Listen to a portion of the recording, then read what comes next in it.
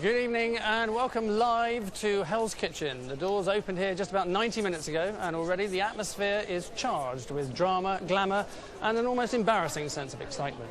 As you can see, some of the biggest names and no doubt later biggest bellies in show business are here, drawn by the words free dinner.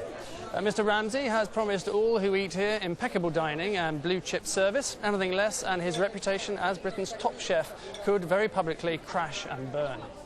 And already, before even a cream has been curdled or a steak sent back in disgust, there's something of an unexpected disaster. You'll find out later exactly what, but I can tell you now talk of a Hell's Kitchen curse already abounds. Now, over the next week, we'll be asking for your help to identify the slackers in our celebrity workforce and ultimately nominate the one crack cook good enough to stand side by side with Gordon. The choice is up to you, and we'll have more details later on. So, how did they get here? Well, 2 weeks ago, our 10 celebrities met for the first time at Claridge's in London. Although Gordon Ramsay wasn't there, he seemed to hover like a brooding, unseen presence.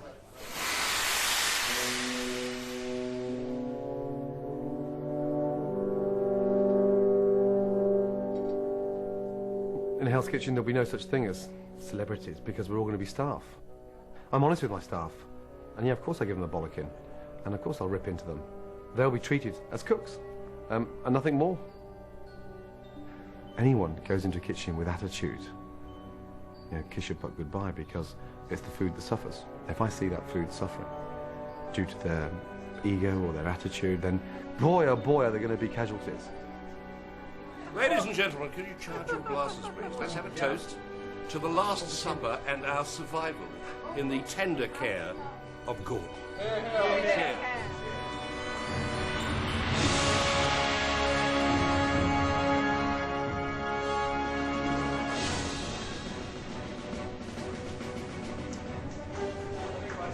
Morning, guys. Ladies and gentlemen, morning. Welcome. Angela Hartnett. Hi. Running the Connaught. Mark Sargent. Hi. Running Claridge's. Both Michelin star chefs. Both going to be working with us all. So just to kick-start this morning off, get us all relaxed, we're just going to have a little shout at each other. I'll call out the order, and then I want you to shout the order out to your team. I heard he's made a lot of people cry, a lot of people upset, a lot of people afraid of him. I've heard that he swears a lot, but I do too, so that's okay. I'll swear right back. The most important thing about acknowledging that order is you turn round and shout at me at the top of your voice, "Yes, chef!" Yes, chef! I'll stand in your shoes. Okay. You stand over there, read out the order to your team. Right, table number 4. Bearing in mind, this is one table. We've got 24 more tables behind us, so if you can move your arse, it'd be greatly appreciated. He's scary and he swears a lot. He's a bit of a bully, obviously, and just doesn't suffer fools gladly. 2 leg of lamb and 2 something. 2, I can't read. 1 fillet of something with something. 2 coq au vin. 1 turbo. Turbot.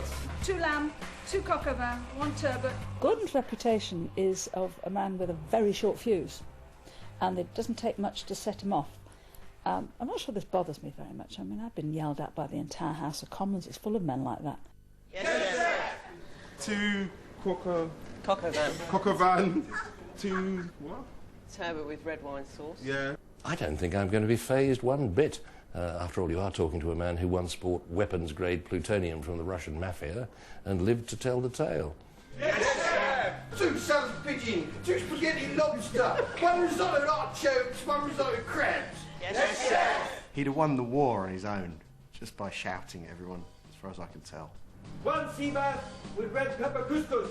Yes, sir! I don't want to be smacked in the face by him, and I don't want to be screamed at by him. If Gordon shouts at me, I'll take it on the chin if it's valid. If it isn't, then maybe he'll take it on the chin.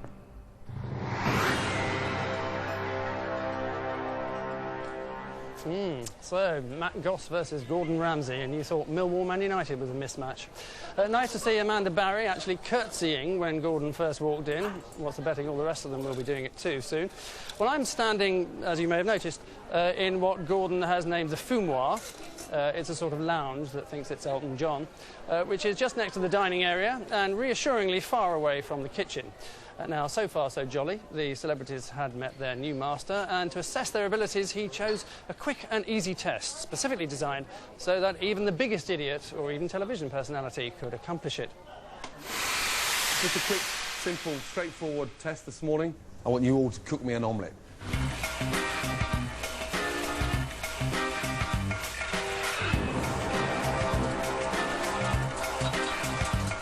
I'm not a good cook. I mean, I can do basic things like scrambled eggs on toast. I don't know how to chop things. I don't know how to prepare vegetables. What one good thing I've got on my side is I can cook, so that will help. What I've been doing is cooking at things that are outside of my comfort zone. I baked a pie that weighed 50 pounds. I can smell something burning, no? Is that it? What do you think of that? Terrible. Terrible. Yeah. Would you eat that? No, I wouldn't. No. So why the should I? Well, Okay, why don't you put it in the bin and try again? Yeah. Bit rubbery. 1 out of 10. All right. A little bit burnt? No, it's not like it. Somehow I knew you'd be good at them. It looks like an omelette. Yeah, it's very horrible. Sorry. What's all that foam? What have you done? Please. Look at it. I thought, I've never seen that come out of an omelette before. Nor have I.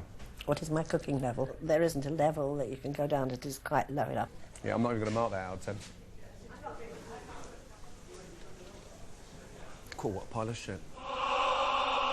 Still to come, Jen gets squeamish, I can't kill it. Push the knife! and the risottos are rancid. That is the worst risotto. The whole lot goes in the bin and we start again.